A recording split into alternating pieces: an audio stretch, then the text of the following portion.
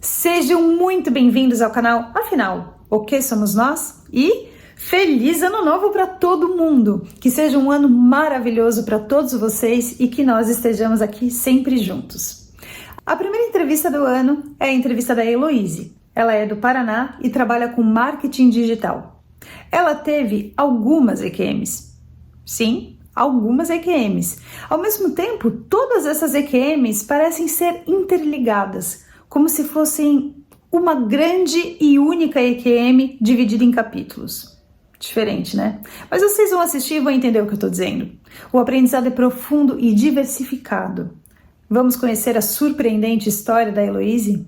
Como temos feito, dividimos essa entrevista em duas partes, ambas publicadas hoje, sendo que na primeira parte ela nos conta as suas EQMs e na segunda parte ela responde as nossas muitas perguntas. Se gostarem, por favor, deem um like, compartilhem com os amigos, se inscrevam no canal. Isso ajuda e muito a mensagem chegar a mais pessoas. Bom proveito!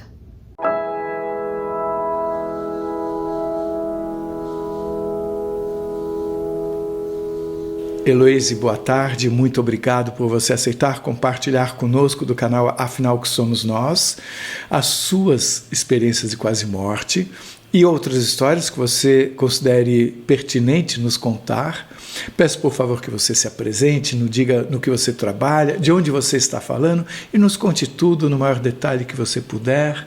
Muito obrigado desde já e a palavra está com você. Muito obrigada, Carlos. Primeiramente, eu que agradeço essa grande oportunidade de estar aqui hoje. É um prazer enorme para mim, né, compartilhar essa experiência que deixou um antes e depois na minha vida, né? Eu digo que está impresso na minha existência. E com certeza compartilhar ela é parte da missão de ter ficado, né? Meu nome é Heloise Hahnemann. Eu moro em Colombo, região metropolitana de Curitiba, aqui no estado do Paraná. Tenho 35 anos, um ano e alguns meses de, digamos, de pós quase morte, né, dessa EQM. Eu só seria um bebezinho, né, no caso. E eu trabalho com a área de marketing digital, mais especificamente, eu vendo cursos online para manicures. E eu também, inclusive, tenho um canal aqui no YouTube, mas que fala sobre unhas, e muitas pessoas, né, depois que eu compartilhei parte do meu relato sobre essa EQM, me marcaram o canal de vocês aqui, do Carlos, falando, você tem que compartilhar essa história lá no Quem Somos Nós, e aí eu consegui o contato, mandei e-mail para você, você muito amigavelmente respondeu, né, e aqui estamos, é isso. Agora é com você, pode contar. Bom... Em dezembro de 2022, a minha vida passou por um momento que eu jamais imaginei que eu iria passar. Eu já havia lido relatos de EQM, até me interessava pelo tema, mas nunca imaginei que eu fosse ter esse tipo de experiência. E essa experiência chegou. Tudo começou numa noite muito movimentada, de uma sexta-feira, onde eu estava trabalhando num restaurante em casa, através do aplicativo de delivery, e após fazer uma refeição, eu senti fortes dores abdominais, dores abdominais tremendas ali, mas eu imaginei que era aquela refeição que eu havia feito, que não havia caído bem, e fui dormir. O problema é que, mesmo após o período de digestão, eu não tive uma melhora. Essa dor só foi aumentando ao ponto de eu acordar de madrugada e acordar o meu marido e falar, por favor, né, vamos ao médico. Eu acho importante falar para as pessoas aqui que, na época, eu era casada com um muçulmano e eu era muçulmana, né? E quando eu acordei ele era paquistanês, ele não conhecia muito a cidade, né? Ele estava há pouco tempo aqui onde eu moro, e ele falou, não, vamos pegar o Uber e vamos, a UPA. E chegando na UPA, os médicos me examinaram, não encontraram nada, me deram soro com Buscopan, e eu volto para casa. No que eu volto para casa, o dia já estava amanhecendo, tive um dia normal, né? Ainda senti um leve incômodo, mas achei que ia passar. E não passou. A dor continuou. Eu volto, então, pela segunda vez na unidade de pronto-socorro, de pronto atendimento, né? Que é a UPA. E mais uma vez eles me examinam, fazem raio-x, né? Não encontram nada. Me dão soro de novo com Buscopan na veia e me mandam para casa de novo. E aconteceu, depois disso o dia começou a clarear e eu já estava passando muito mal. Eu já estava, assim, vomitando pelos 4 cantos da casa, eu já não aguentava mais, eu já não sabia mais o que fazer, né? E ele começou a se desesperar, porque pense, né, uma pessoa que não é daqui, que não tem a mesma cultura que a nossa, ele ficou mais perdido ainda, ele não soube me ajudar. Foi então que ele falou, ele acho que ele viu que eu estava mudando o semblante, né, porque eu já estava descorada, e ele falou, vou ligar para sua irmã. E a minha irmã mais nova, mais do que depressa, pegou um Uber e veio até nós. E de manhã ela ligou para a emergência, para a ambulância me buscar, porque eu não tinha condições de descer nem as escadas da minha casa. E aí, ela falou, Elô, sem chance, a ambulância não vai conseguir vir te buscar agora, você acha que consegue fazer um esforço para a gente pegar um Uber e ir para a UPA? E, de repente, eu sinto uma intuição que não era para mim ir para a UPA. Que eu deveria pegar um Uber, eu deveria ir para o Hospital Angelina Caron. Para quem não sabe, o Hospital Angelina Caron, ele é um hospital que fica aqui próximo à cidade onde eu moro, que é Colombo. Ele é referência em diversos tratamentos, enfim. Mas eu havia me esquecido que existia esse hospital. Eu, por mim mesma, eu não lembraria que existia esse hospital, que eu poderia ir até ele. Por isso que eu digo que foi uma intuição. Foi algo ali, foi algo sugestionável, né? Que veio até mim, vá para o Hospital Angelina Caron. É como se eu tivesse ouvido nitidamente isso dentro da minha cabeça. Vá para o Hospital Angelina Caron. E aí eu falei para ela, não, Thaís, a gente não vai para a UPA. A gente vai para o Hospital Angelina Caron. Daí ela falou, você vai conseguir descer a escada? Vai conseguir pegar Uber? Eu falei, sim, eu vou. Nós vamos conseguir. E com muito esforço consegui descer a escada, eu já estava sentindo muita dor mesmo. E quando o Uber chegou, eu lembro até hoje, era um senhor de idade, ele ficou com muita dó de mim, coitado. E quando chegamos finalmente no hospital, né, dá mais ou menos uns 20 minutos daqui onde eu moro até o hospital, mas esse senhor conseguiu fazer acho que em 10. E quando a gente chega lá, minha irmã já corre pegar uma cadeira de rodas, porque eu já não conseguia mais ficar em pé, ao estado que eu estava, né. E aí ela chega na recepção e fala, por favor, tá aqui a carteira do SUS da minha irmã, ela precisa de atendimento. E aí a recepcionista fala, tá, mas a gente precisa da guia da UPA, você trouxe a guia da UPA? E a minha irmã falou, não, ela não tem guia da UPA. Ela falou, a gente não pode atender sem a guia da UPA, a gente não faz isso, porque a sua irmã, vocês não residem aqui nesse município, né? Eles só atendem quem mora lá, ou quem tem a guia de uma outra UPA.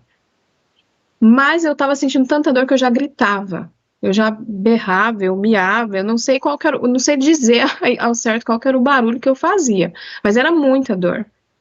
E a moça da recepção vendo aquilo falou, olha, a gente vai abrir uma exceção e a gente vai atender ela. E aí chegou a minha vez de ser atendida, a médica me consulta e me manda para uma sala para receber soro com Buscopan novamente, né? Só que passa uns 30 minutos e eu ainda sentindo muita dor. E a enfermeira que estava acompanhando todo o processo ali naquela sala, que sempre nessas salas de medicação fica uma enfermeira ali observando, né, cuidando. E essa enfermeira, ela percebeu isso, que já fazia um tempo que eu estava ali e já era para aquilo estar passando. E eu acredito que ela foi lá e chamou a médica, né? Falou, olha, tem alguma coisa acontecendo com essa moça aí, porque você deu a medicação, já se passou o tempo que era para a medicação estar agindo, e ela continua gritando, né? Gemendo.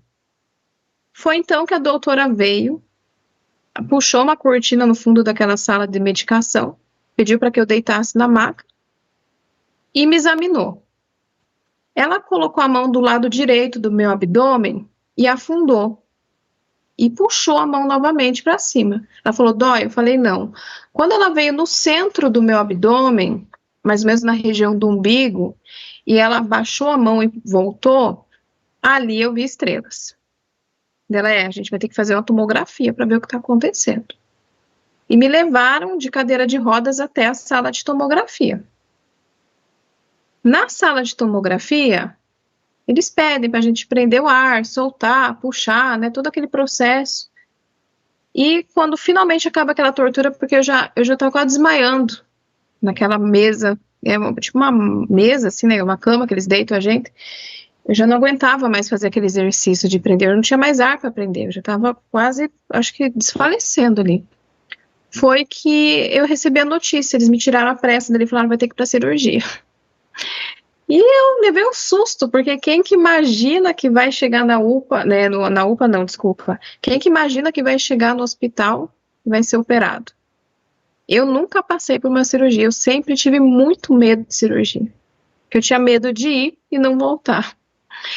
E me tiraram minhas roupas, meus pertences, né, meu véuzinho que estava na minha cabeça, porque como eu era muçulmana, eu sempre, né, usava o véu, o hijab, né, que a gente fala, e então colocam todos os meus pertences dentro de um saco, entregam para minha irmã e falam para ela me visitar no dia seguinte, porque eu estaria na sala, na enfermaria, ela poderia me visitar após a cirurgia. E eu senti muito medo. E eu me lembro de ter segurado a mão de alguma médica, enfermeira, e ter pedido para ela não me deixar, para ela não me abandonar, para que ela ficasse comigo o tempo todo, porque eu tinha muito medo de cirurgia. E ela falou, pode ficar tranquila, vai ser super tranquilo, a gente vai estar com você e vai dar tudo certo. Daqui a pouquinho você já vai acordar na enfermaria e vai estar tudo bem. E eu acreditei, eu falei, sim, isso vai acontecer, daqui a pouco eu vou estar dela, tá bom? A gente já se vê na enfermaria, você já vai abrir um olho lá. E eu fiquei muito confiante com aquilo que essa médica falou para mim. E o único flash que me veio à mente foi que depois, logo de imediato, depois da cirurgia, foi de que quando eu acordo, eu não conseguia respirar. E eu falava para elas, eu não consigo respirar, eu fazia assim, ó. E elas vinham com um catéterzinho e eu falava, não, traz a máscara. E depois elas vinham com aquela máscara assim, né, que parece uma máscara de inalação, com oxigênio, também não funcionou. E depois eu fiquei sabendo, né, acordei depois que eu fui entubada. Eu tive dificuldade para respirar. E por que eu fui entubada, né? Eu descobri que eu estava com apêndice, né? Apendicite. Eu passei pela cirurgia de apendicite, mas ela já havia suturado. Então, eles precisaram lavar os meus órgãos. E nesse processo de lavar os órgãos, parece que o meu pulmão absorveu parte do líquido da cirurgia.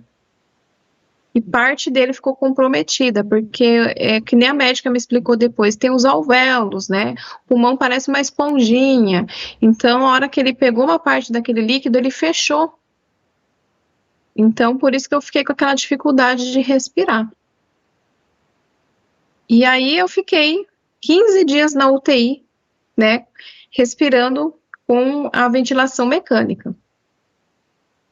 Dentro desses 15 dias que eu fiquei ali, antes de eu acordar pelo fisioterapeuta, eu me lembro de ter ficado numa sala, que seria uma sala de oração. Era uma sala que tinha plantas, tinha flores, tinha imagens, tinha de tudo um pouquinho das pessoas que oravam ali por mim. Mas, ao mesmo tempo que eu conseguia ouvir as orações, inclusive tinha orações em árabe, né, em paquistanês, porque a família do meu marido com certeza estava orando, e eu via muitas preces como se fosse com uma letra cursiva, e essa letra cursiva em chamas, e conforme a pessoa ia falando, aquela letra ia acendendo. E, apesar de ser em outra língua, eu conseguia compreender o que aquilo dizia. Eu tinha entendimento. sobre do que estava orando, né? Era engraçado e era confortante, mas ao mesmo tempo que eu estava ali sentindo aquele conforto das orações, eu me lembro que eu também sentia os pensamentos turbulentos de pessoas que temiam e desejavam a notícia da minha morte.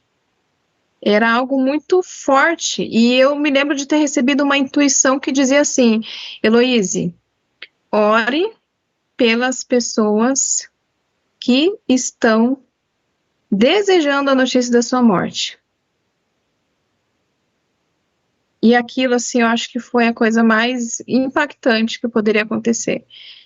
Eu sentia que eu estava envolta em uma espécie de uma teia escura, e alguma coisa me dava a intuição de que a minha irmã talvez já havia compartilhado algo nas redes sociais. Eu tenho muitas seguidoras, né? E alguma coisa me dizia assim, tem muita gente sabendo da sua situação, e tem gente que está orando para a sua melhora, mas tem as pessoas que estão entrando o tempo todo no seu perfil querendo saber se você morreu ou não. Eu, estando lá, eu sentia isso. E então eu orei, eu estando ali, eu orei. E eu repreendi aquilo, né? Eu falei, eu oro pelas pessoas que estão ali desejando essa notícia, ou as que estão temendo essa notícia, eu oro pelos que estão orando por mim também. E depois daquilo, eu acordei, né? Acordei, acredito que deu certinho uns 15 dias depois do meu internamento, e eu acordei com uma mão e uma voz uma voz masculina, assim, muito suave, dizendo: Heloíse, tudo bem? Se você está me ouvindo, aperte a minha mão. E parecia que eu estava num sono muito pesado, eu de fato estava, né? E, Heloíse, você está me ouvindo? Aperta a mão. Então a primeira coisa que eu fiz foi apertar a mão de quem estava segurando a minha, né? Depois ele falou: você consegue abrir o olho? E aí eu abro o olho. E aí sim eu dou conta do cenário que eu estava, né? Eu vejo uma sala de UTI, né? O que é um quarto de UTI? Vários enfermeiros, um quarto enorme com vários enfermeiros e médicos andando, transitando, aqueles aparelhos apitando em cada leito. E aí eu vejo que algo sai de dentro da minha boca, né? Algo pendurado assim. Eu olho, é um tubo saindo da minha boca. Eu estava entubada ainda, né? E esse rapaz se identifica, né? Ele fala: eu sou fisioterapeuta aqui da UTI, e a gente está vendo que você está melhorando, a gente está fazendo o desmame dos medicamentos, dos sedativos, e a gente quer extubar você, mas para isso você precisa colaborar, a gente quer ver como que você vai reagir, então a gente vai fazer o desmame do oxigênio, vamos começar a reduzir, né, e amanhã, dentro desse horário, se estiver tudo ok com você, a gente vai fazer o processo, né, de extubação. Então, eu fiz que sim com a cabeça, né, e aí eu fiquei pensando assim, cara, o que aconteceu? Eu entrei ontem na sala de cirurgia, tô aqui, mas por que meu corpo tá doendo tanto? Na minha cabeça era ontem que eu havia entrado, né? Não tem como você ter noção do tempo nessas condições. Se perde a noção do tempo.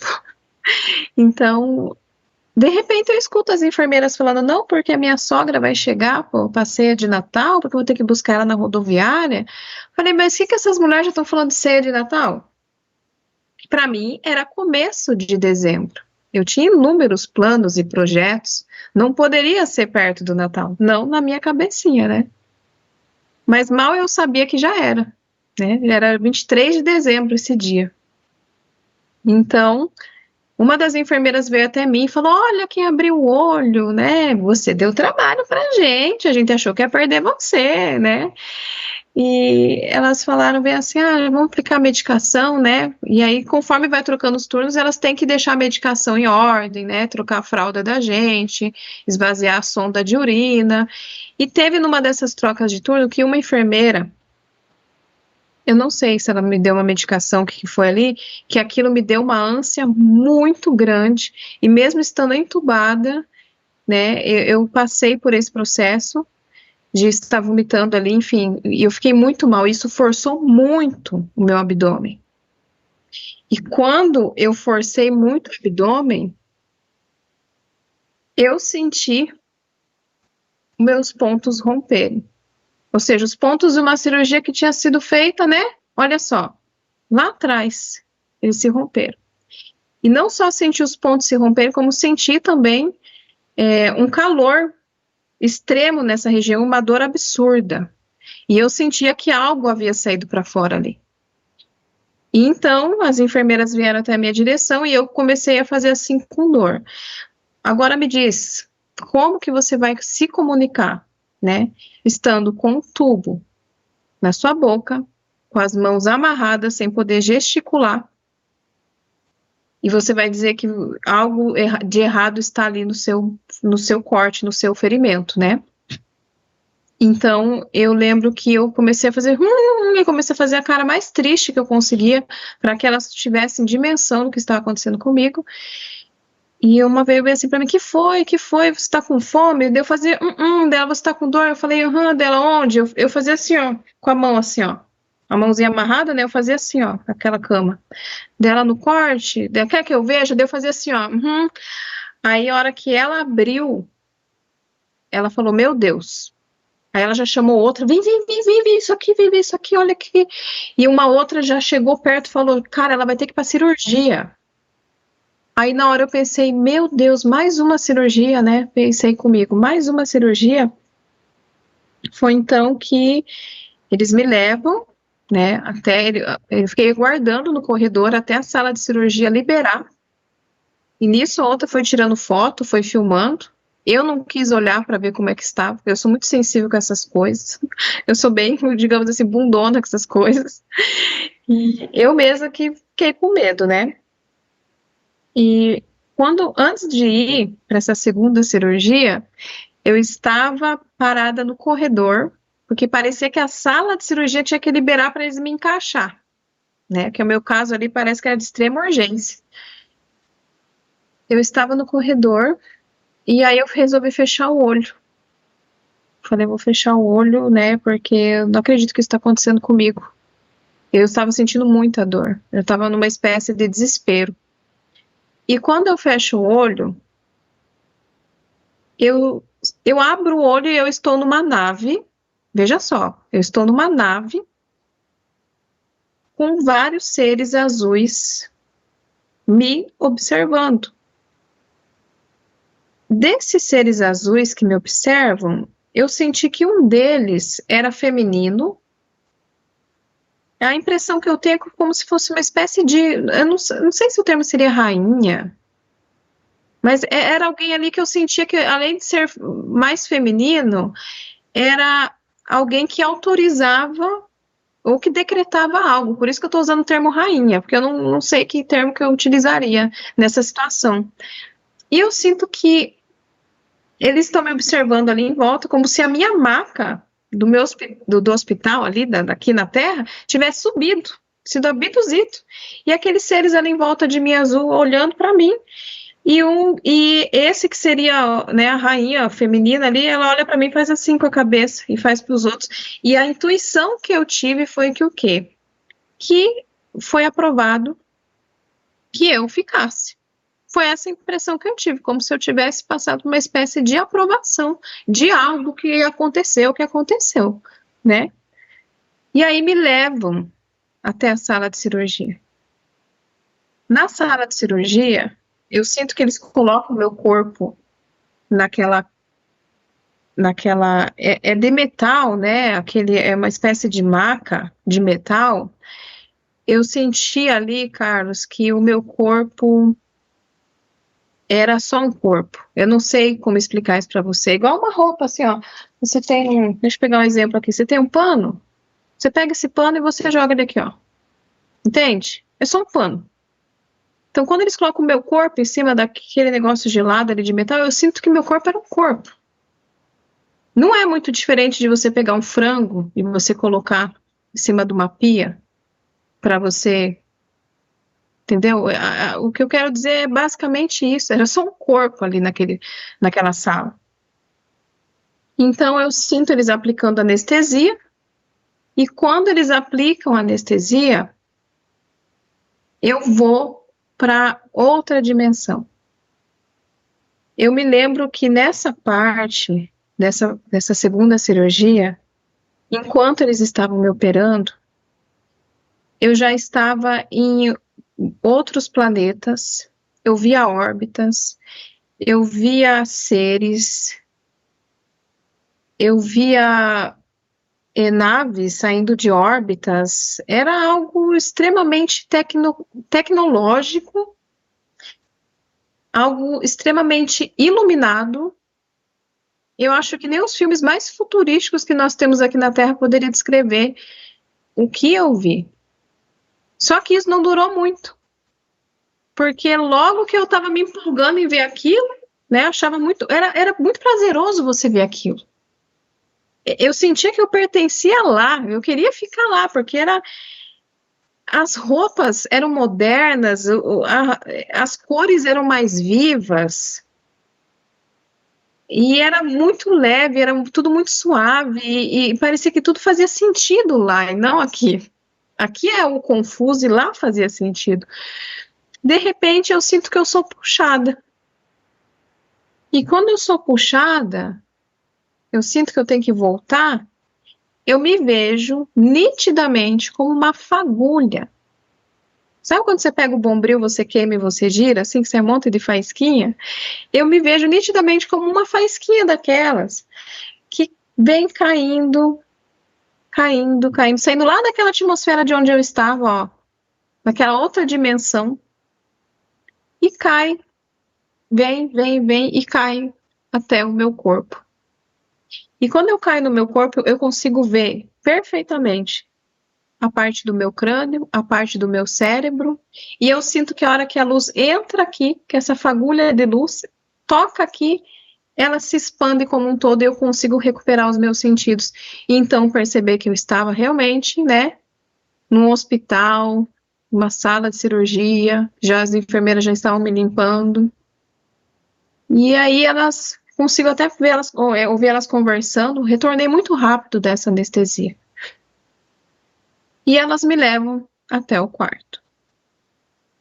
E aí eu chego no quarto, ainda eu tremia, porque a sensação que eu tinha é que você sair de uma cirurgia, de uma segunda cirurgia, com tudo aquilo, se sentindo um corpo em cima de uma maca, tendo ido para onde eu fui, visto o que eu vi, voltar, é um mix de emoção. A única coisa que você quer é poder abraçar alguém, conversar com alguém, ter alguém para você conversar e dizer o que você está sentindo ali. Um desabafo. E eu não podia desabafar com ninguém, porque eu estava entubada. E eu sempre fui muito tagarela, né? Quem me conhece sabe que eu sou extremamente tagarela, eu gosto muito de conversar, e eu não tinha com quem conversar. E eu volto para aquela UTI e fico observando, né? Aquelas enfermeiras passando de um lado para o outro, paciente indo, paciente voltando. Eu falei, nossa, queria tanto conversar com alguém, tanto desabafar com alguém. E aí eu escuto uma voz linda, masculina, que diz assim, você pode conversar comigo, Heloíse. Eu falei, o quê? Quem é você? E ele falou, eu sou seu amigo, seu companheiro de longas datas, e há muito eu tenho te observado. Falei, você é meu anjo da guarda? Primeiro eu achei que eu estava delirando, mas depois que eu comecei a ver que a voz estava bem lúcida, né, bem nítida também, eu não estava delirando. Falei, você é meu anjo da guarda? Ele falou bem assim, pode me chamar como quiser, né, anjo da guarda, seu amigo. Então eu disse, qual é o seu nome? E ele disse que o nome pouco importava, que eu poderia escolher um nome para ele. Eu falei, Ricardo. sinto que seu nome combina com você. E ele falou, ótimo, eu gosto muito de Ricardo. Eu falei, daí sim eu comecei a pensar, não, eu tô delirando, tô aqui na UTI, tô viajando, né? Deve ser coisa da minha cabeça.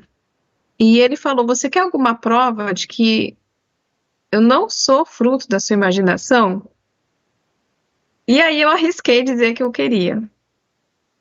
Quando eu falo que eu gostaria de uma prova, né, que ele pudesse dizer que ele realmente não era, eu falei, eu quero me lembrar disso daqui a algum tempo e ter absoluta certeza que eu não alucinei.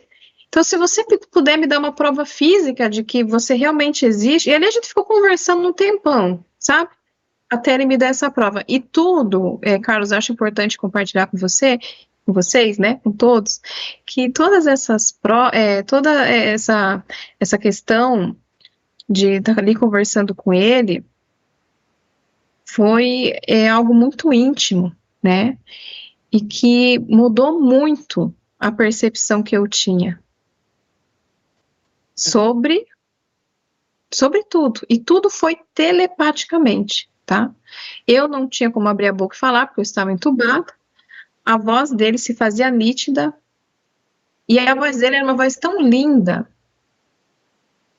e eu me lembro que a voz dele se parecia muito com a voz de um ator, de um dublador brasileiro de uma novela mexicana, que dublava uma novela mexicana aqui no Brasil, e era linda a voz dele.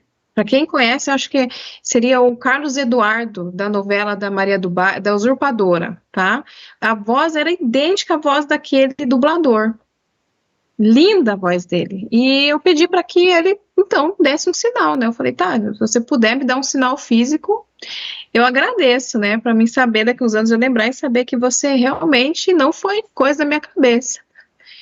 Então, ele falou, eu vou fazer um equipamento a apitar. Aí eu levei um susto, né?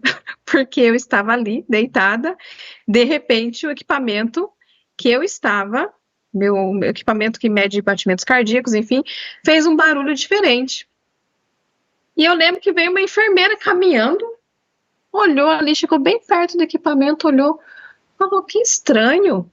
Aí eu tive plena convicção de que não era coisa da minha cabeça. Por quê? Porque a enfermeira veio ali. E aqueles equipamentos não faziam aquele tipo de som. Não fazia aquele barulho que era extremamente diferente. Era muito diferente do que ele habituava a fazer. Ela, que estranho esse barulho. E ele falou, e agora, você está convencida? E eu falei, sim, eu estou. E eu pedi para que ele se descrevesse, porque eu não queria ficar só com essa imagem de um amigo imaginário comigo. Né? Eu falei, Ricardo, por favor, se descreva. Como que você é?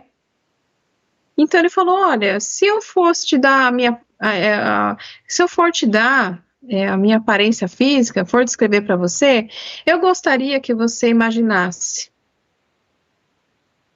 um homem negro de aproximadamente 1,80 m, no máximo 1,90 m, alto, magro, com um sorriso largo, né, olhos castanhos, os dentes bem brancos, né?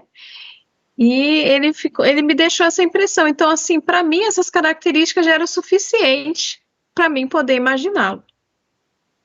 E aí, às vezes eu sentia que ele ia e voltava. Eu não podia vê-lo, né? Isso é importante eu falar para vocês. Eu não conseguia ver o Ricardo, mas eu sentia quando ele saía e quando ele chegava.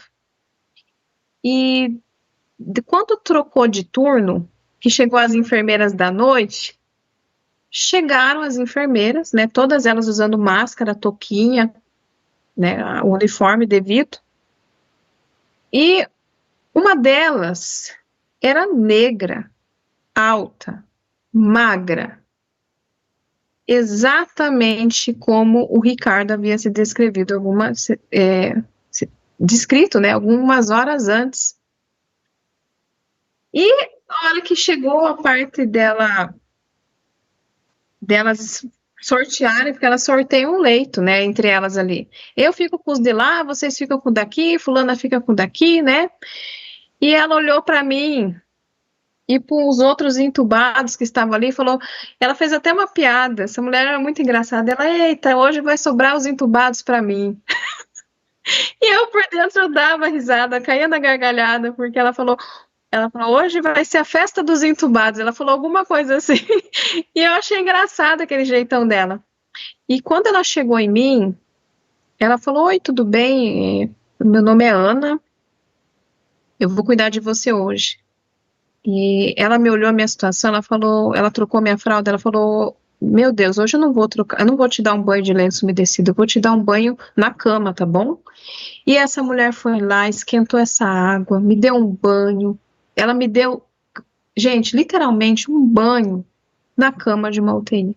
Porque a maioria das enfermeiras, eu vou ser bem sincero, a gente sabe que elas têm as ocupações, mas as enfermeiras que realmente têm aquela coisa do trato, do cuidado, né? Eu já estava com algumas feridas nas partes íntimas ali, porque a gente, né, fica naquela situação ali numa cama de hospital, e aquela mulher vendo aquela minha situação, ela falou, meu Deus, está tudo assado, eu não posso simplesmente passar um lenço umedecido aqui e botar uma fralda em você, eu vou te dar um banho hoje. E eu lembro que ela tirou toda a minha roupa, puxou as cortinas em volta de mim, ela vinha do banheiro com aquela água quentinha, passava aqui com cuidado, com sabonete, depois ela penteou o meu cabelo. E eu sentia que ao mesmo tempo que ela cuidava de mim, alguém também cuidava. O que ela fez foi tão importante para mim naquele dia, eu senti todo aquele acolhimento, né? É uma coisa simples, mas ela parou, eu acho interessante dizer isso aqui, ela parou os meus pelos genitais, porque já imagine mais de 15 dias ali na UTI, e querendo ou não, na troca de fraldas, para a higiene, isso atrapalha. Uma enfermeira que se preocupa com isso, é importante, né, dizer que ela é uma extensão de um amor maior ali também. Embora aquilo poderia ser latente dela mesma, do que ela é, do ser humano que ela é. Então, ao mesmo tempo que aquela mulher cuidava de mim, me fazia rir, eu tentava não rir, porque ela era muito palhaça com as outras enfermeiras, eu ficava reparando a conversinha delas, e as enfermeiras, elas têm isso, delas passar o tempo delas ali, com o máximo de profissionalismo possível, mas também com uma leveza, né, de delas ter a piadinha delas interna, delas brincarem, delas sorrirem, e a gente observa isso e acaba achando interessante. Em resumo, a Ana cuidou muito bem de mim, mas uma hora ela percebeu que eu estava sentindo dor, né? E ela falou, você está sentindo dor? Você foi operada hoje, acabei de olhar, ela olhou minha prancheta ali e falou, você foi operada hoje, né? Passou por uma segunda cirurgia hoje, né? Eu fiz assim, ó. Ela, você tá com dor? Eu fiz assim, ó. Né? Eu tava com aquele tubo na boca, não podia falar. Ela falou bem assim, tá, ela falou bem assim, eu vou ver com a enfermeira-chefe se eu posso te dar uma morfina, tá? Já volto. Ela foi lá, eu vi ela conversando com a enfermeira-chefe, e a enfermeira-chefe chegou até junto dela, comigo, do meu lado ali, e falou, você já tomou morfina antes, Elô? Eu fiz assim, ó. Então, a gente não vai te dar uma dose inteira, a gente vai te dar meia dose, tá bom? Eu fiz assim, ó. Então, ela aplicou. Na hora que ela aplicou, ela falou, olha, fica tranquila, Elô, vai dar tudo certo, você não vai sentir mais dor nenhuma, você vai estar dormindo igual um anjinho daqui a pouco. E eu fiz assim, né? Daqui a pouco eu senti aquele calorão tomando conta de mim e eu fecho o olho. Quando eu fecho o olho, eu abro o olho em outro lugar. E é aí que eu acredito que foi a experiência, começa, né, a outra experiência mais incrível, além de tudo isso que eu relatei antes, esse outro lugar para onde eu abri o olho foi um lugar muito perturbador. Se eu posso descrever algo para vocês sobre esse local, é um local de extrema perturbação. O exemplo que eu vou tentar utilizar para tentar chegar mais próximo, porque é algo meio indescritível, né? Só eu que estive lá e vi, sei o que eu vi. Mas tentando trazer isso para vocês, é como se fosse... Vocês já viram um balde cheio de minhoca que as pessoas colocam um monte de minhoca uma em cima da outra ali, suja de terra, para pescar? Eles pegam a minhoca, né, põe no anzol e pesca. E aquele monte de minhoca ali empilhada. Eu fui para um local que se assemelha a esse balde de minhocas. Só que não eram minhocas, eram humanos. E aqueles humanos, uns sobre os outros, empilhados, eles faziam uma espécie de pulsação. Eles meio que pulsavam, no mesmo ritmo, assim, ó. E era um local escuro, e eu sentia que eu estava num local, eu sentia, ao mesmo tempo que eu sentia, eu digo para você, que algo me acompanhava. Porque depois daí eu vou para outros lugares e vocês vão saber daqui a pouco. Mas algo estava ali comigo. E aquilo telepaticamente me dizia: aqui é um local de pessoas extremamente ligadas à área sexual. De seres, né, pessoas que sucumbiram nessa questão durante a sua vida. E eu gritava, porque eu não estava no meio daquelas pessoas empilhadas, eu não estava naquele transe, né, naquele movimento. Meu corpo não estava no meio deles, mas eu observava eles e eu sentia a aflição daquele local. E eu gritava, eu falava: me tira daqui, por que eu estou vendo isso? Eu não quero ver isso. E eu tentava abrir o olho para ver se eu acordava no hospital, naquela maca, antes de receber a morfina, para ver se aquilo, né, eu conseguia voltar. Eu não conseguia voltar. Eu não tinha para onde olhar, eu queria olhar para cima, para baixo, fechar o olho, não tinha, era a única coisa que se podia ver. E depois de um tempo, depois de realmente ter o entendimento de todo aquele sofrimento, do porquê que eu visitei aquele lugar, que hoje eu sei, né, eu tive um passado nessa área, depois de ter visitado esse local, né, eu vou para um outro local, que é um local onde eu vejo mulheres fazendo uso de drogas e consumindo bebidas e tendo relações sexuais enquanto fazem uso de drogas, enquanto fazem uso de bebidas e orgias, né? E todas as coisas mais primitivas que se pode existir em torno disso. Eu vi até pessoas com deficiências que também estão nesse meio. Eu me lembro de ter visto anões. Eu vi nitidamente anões, né? Nessa área também, ali fazendo uso de drogas, de álcool, da área sexual, utilizando a própria deficiência, né? Porque é uma coisa, né, que tem gente que faz. Eu me lembro que eu fiquei muito espantada. E eu senti um nojo de estar vendo aquilo, de estar participando daquilo. Eu tinha um nojo não daqueles que estavam ali, mas de mim. Eu tinha um repulso de mim mesma. Eu estava me repudiando naquele momento. E eu falava: me tira daqui, eu não quero ver isso, por favor. E eu sentia que eu precisava passar por aquela experiência, eu precisava visualizar aquilo. Dali, depois também de entender aquele momento, aquela lição, eu acredito que foi o tempo suficiente para me extrair algo dali, eu sou levada para outro lugar. Nessa outra esfera, não sei se seria esferas, né, que eu passei, enfim. Nesse outro lugar, eu vi mulheres. Ali eu senti um pouco mais confortável a hora que eu vi aquelas mulheres. Mas quando eu chego mais perto delas e elas olham para mim, eu percebo que todas elas têm o mesmo semblante, o mesmo queixo, o mesmo nariz, a mesma sobrancelha, o mesmo cabelo, o mesmo corpo, os mesmos seios, a mesma cintura. Elas eram lindas, eram mulheres perfeitas, eram de uma beleza extraordinária, mas elas eram todas iguais. Eu sabia que eram mulheres diferentes, porque, né, mas elas tinham pouca coisa diferente, mas de resto elas eram tudo iguais, elas pareciam clones. E pior que isso, elas estavam muito tristes. E ali eu também senti aquela intuição, como se alguém estivesse me apresentando essas esferas, né? Olha, aqui é um lugar que mulheres que tinham a busca pela beleza incessante vieram, né, a falecer em mesas de cirurgia. E ali eu senti aquela tristeza daquelas mulheres que estavam lindas, mas não estavam vivas. E aquilo me doeu muito, porque eu senti a tristeza delas, de estar linda, mas não estar viva. E aquilo de nada adiantava onde elas estavam, aquela beleza.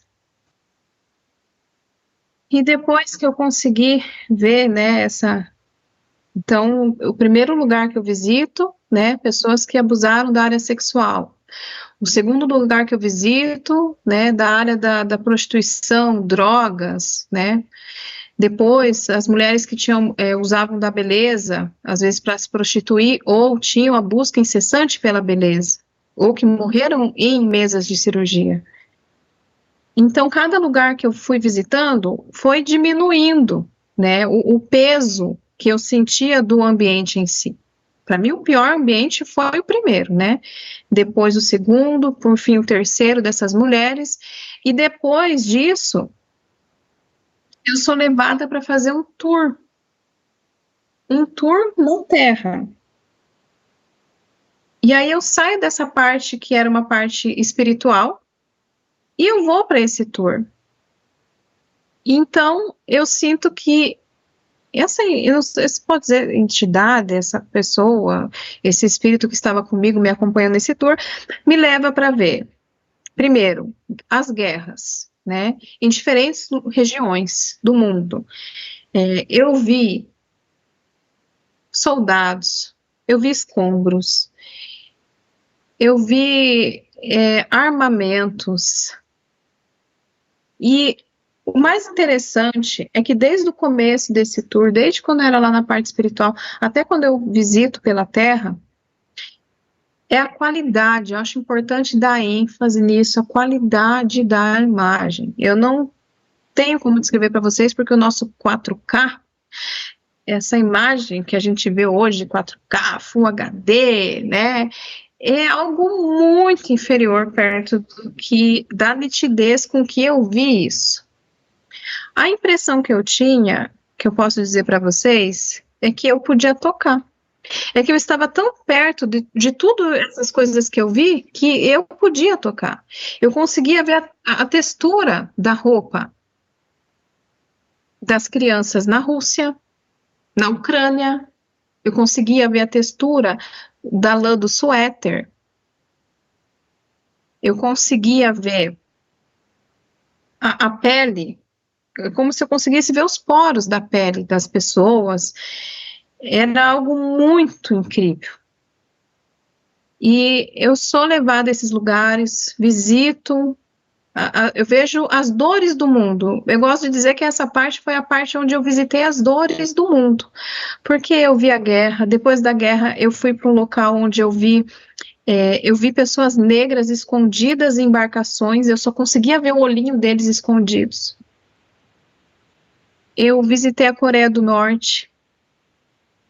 Eu visitei as pessoas que sofrem, eu visitei detentos, eu visitei hospitais, presídios. E acho que o que mais me tocou, o que mais foi impactante nesse tour que eu fiz, foi quando eu vejo alguém arrastando um corpo numa mata. Eu vejo a floresta de cima, aquela mata de cima, e eu adentro essa mata, e eu consigo ver como se eu fosse uma câmera filmando a pessoa ali, sabe? Eu vou acompanhando. E eu vejo nitidamente um homem arrastando uma mulher, o corpo de uma mulher, que já estava desfalecida. Provavelmente ele praticou um ato violento com ela.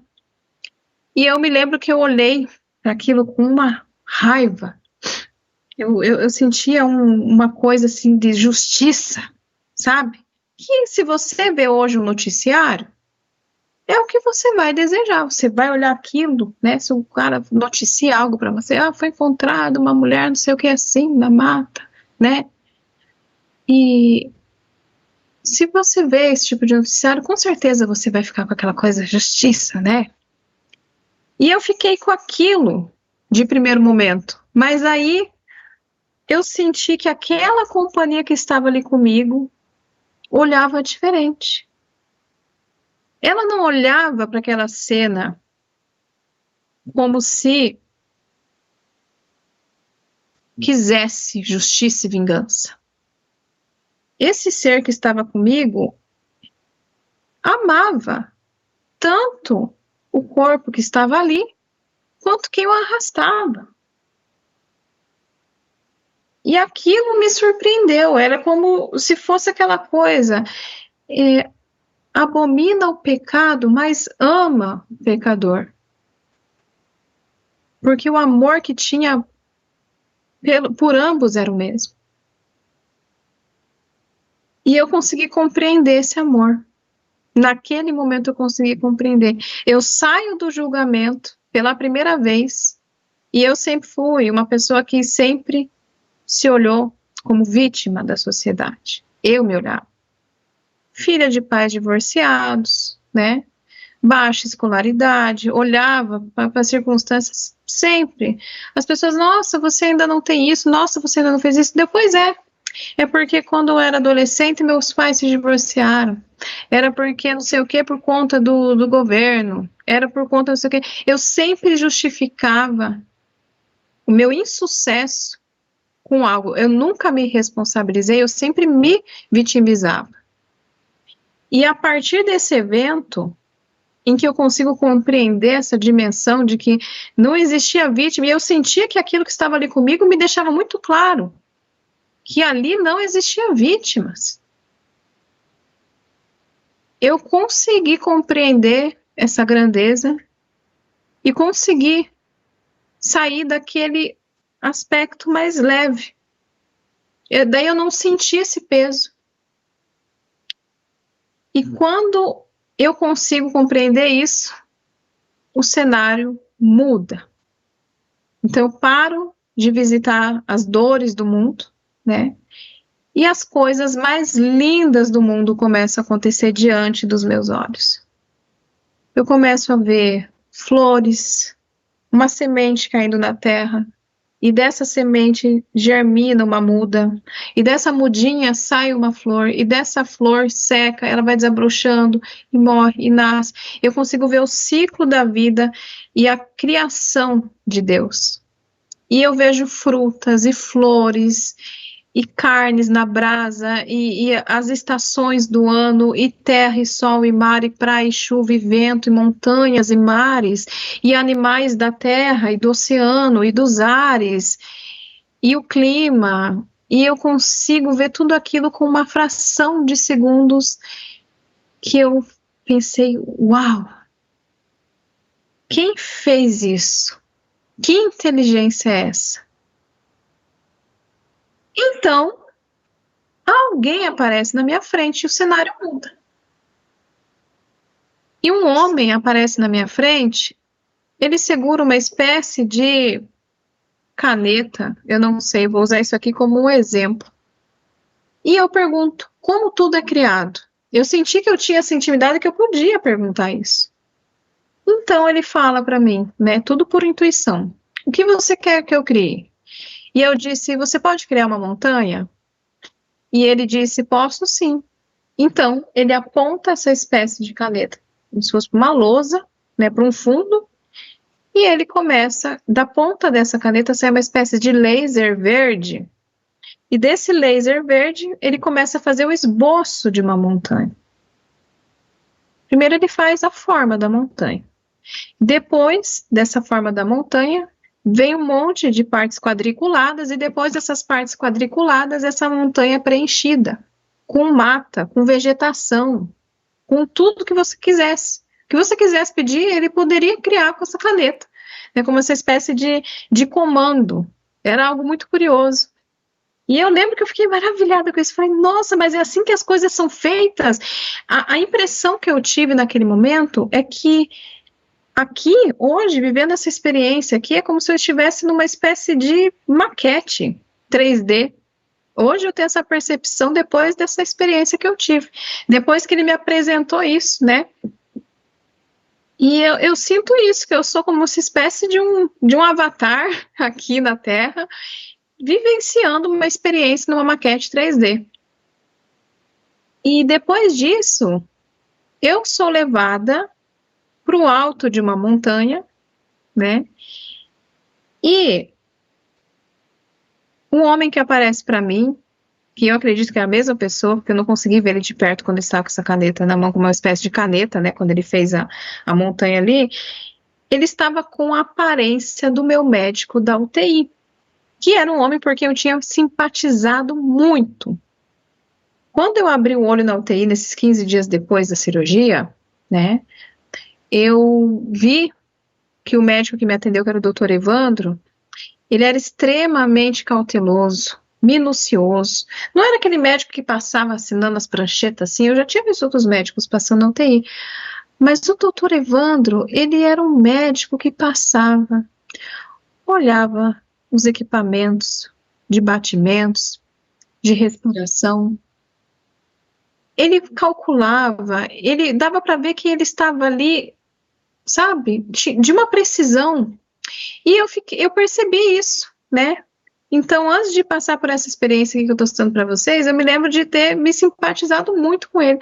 Falei, nossa, mas que médico espetacular, eu estou no lugar certo, sendo cuidado pelo melhor médico, pela melhor equipe, que bom, graças a Deus, né? Inxalá, como eu dizia, eu era muçulmana, a gente falava Inxalá, né? Como se fosse graças a Deus, né? Se Deus quiser, né? E aí, eu me lembro que esse médico, essa pessoa que está comigo no alto dessa montanha tem a imagem do Dr. Evandro. Não o rosto, o semblante, mas a estatura, o cabelinho, porque o Dr. Evandro era levemente cabeludinho, cabelinho quase até o ombro aqui, né? E ficou, eu me simpatizei por ele. Falei, nossa, que interessante, né? E aí ele falou, Heloíse, chegou o nosso momento, eu tenho algo para te dizer. Se a gente olhar para trás, toda a sua trajetória, da sua vida, eu te diria que eu estou muito orgulhoso de você. Que você já trilhou um caminho muito lindo até aqui. Mas eu tenho algo para te dizer. Além daquelas montanhas, algo maior te espera. E a minha pergunta é: você está feliz? E você quer ficar para terminar o que precisa ser terminado? Ou você quer vir comigo para além das montanhas? E naquele momento eu tive a plena convicção que se eu aceitasse ir com ele para além daquelas montanhas que ele apontava, seria a escolha de deixar esse mundo. E eu lembro que eu falei para ele, eu agradeço a oportunidade de ir, mas se eu tenho a chance de ficar, por favor, permita, porque eu quero terminar algo que eu ainda não terminei. E eu lembro que eu pensava nos meus filhos, porque eu sou mãe solo, né, de 3 crianças. Eu tenho 4 filhos, né? O Matheus tem 18 anos, mora com o pai. Mas a Ana, o Davi, a Isis, inclusive a Isis, a caçula de 4 anos, é autista. E na época que aconteceu isso, eu não tinha laudo dela, mas eu sabia que era uma criança especial que eu precisava ficar não só para ajudá-la, mas para ajudar na criação dos irmãos e talvez para contar isso um dia, né, sobre essa experiência. Então eu disse, se eu posso ficar, por favor, me deixe ficar para concluir isso. Então ele disse que assim seja. E eu abro finalmente o olho na UTI. E a enfermeira Ana estava ali me olhando. A menina, você pegou no sono pesado, hein? Tava olhando aqui para você estava falando. Ela disse que enquanto eu estava naquele sono, eu estava meio que gesticulando, falando, enfim. E ela já passou? Eu falei, eu fiz assim que sim. Então eu sabia o que tinha passado. Não era a dor, ela achou que eu tinha passado a dor. Eu já tinha passado pela experiência que eu precisava passar. E depois disso, a minha melhora começou a ser muito significativa. As enfermeiras, dias após dias, assim, elas se impressionavam com a minha evolução. No dia seguinte, eu fui extubada, no dia 24 de dezembro, eu fui extubada. E a minha ceia de Natal foi uma seringa de gelatina. E eu digo para vocês que foi a seringa de gelatina mais gostosa da minha vida. Foi a refeição mais deliciosa da minha vida, porque foi a minha primeira refeição. Eu fiquei mais de 48 horas sem comer, porque o processo de extubação é lento. Eles não podem, não é assim. Eu achei que eles iam tirar aquilo de mim, já iam me trazer um prato com feijão, e arroz, e carne. E eles trazem uma seringa de gelatina, que foi o que o doutor Evandro liberou para mim, depois que eles me extubaram. Eu fiquei com as cordas vocais muito fracas, não conseguia falar, falava bem fraquinho. Mas eu lembro nitidamente que enquanto a enfermeira colocava aquela seringa de gelatina na minha boca, 2 lágrimas caíam do olho dela. E eu olhei para ela e falei, por que você tá chorando? Eu lembro eu com a voz fraquinha, eu falei isso. Ela bem assim, Elô, em 2020, quando teve Covid, eu perdi o meu sobrinho. E eu prometi para Deus, sabe o que eu vejo sua família toda aqui no hospital? Porque as enfermeiras, ela me contou isso, que ela teve que lidar com os parentes dela na UTI, em que ela estava. E aquilo doeu muito nela. E que ela fez um juramento, que se ela tivesse que passar festas, datas comemorativas na UTI, ela ia dar o melhor dela. E naquele dia ela estava dando o melhor, dando aquela seringa de gelatina ali para mim. Ela cuidou muito bem de mim, a Cleo. Depois de uma semana da extubação, eu ganhei alta. E finalmente fui para casa, né? E depois de um tempo eu queria tomar de novo as atividades, depois de uns 3, 4 dias eu já queria, né, fazer algumas coisas, e eu sempre sentindo aquela intuição, você não pode ainda, sossega o facho, você não pode fazer isso, vai lá, deita, fica em repouso. E eu lembro que quando eu abri o olho eu vi uma luz vermelha, e eu senti aquela intuição que eu sabia o que significava aquela luz vermelha no meu quarto. Era como se fosse uma luz neon. Aquela luz vermelha, ela indicava que eu ainda não estava apta a fazer as atividades rotineiras, né? E depois de um tempo, aquela luz foi mudando para amarela. Eu sentia que eu já estava, opa, é igual um semáforo, sabe o semáforo, quando você para? O vermelho você não pode, né? O amarelo, cuidado, atenção, né? E um dia eu acordo e a luz está verde em volta de mim, mas eu vi nitidamente, foi eu abrir o olho e ter muito rápido, ver aquela luz verde e ter aquela intuição, pronto, você já pode voltar à sua vida normal, porque você já teve alta do hospital espiritual, né? Do hospital lá de cima. E depois daquilo, né, eu tomei a decisão de sair do islamismo, me separei. E eu digo para vocês que existe um outro lado. E eu, antes de tudo isso, eu tinha muito medo da morte. Eu temia por isso, né? E depois de vivenciar essa experiência, eu digo para você, vai ser algo tão natural. A gente nasce, né? Ninguém escapou desse momento e nem vai escapar, mas vai ser tão natural quanto nascer, vai ser o momento de ir. Hoje eu não tenho medo de morrer.